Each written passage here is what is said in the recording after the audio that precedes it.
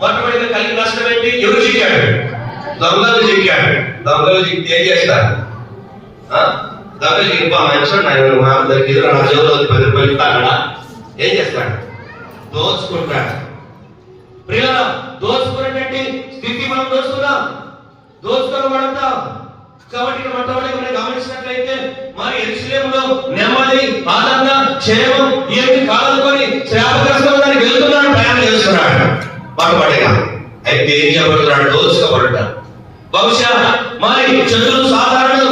నువ్వు దేవుని సన్నిధిని విడిచిపెట్టి వెళ్తే నీ మనసును దోచుకోవచ్చు, నీ జీవితాన్ని దోచుకోవచ్చు, లేదా నీ జీవితం పాడు చేయవచ్చు. దాని స్థితి నుండి నువ్వు తప్పించబడాలి.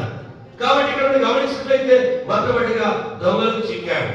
మరి దొంగలు దోచుకునేవారు కానీ ప్రియులారా చేసేవారు కాదు. తర్వాత రెండోదిగా చూడండి,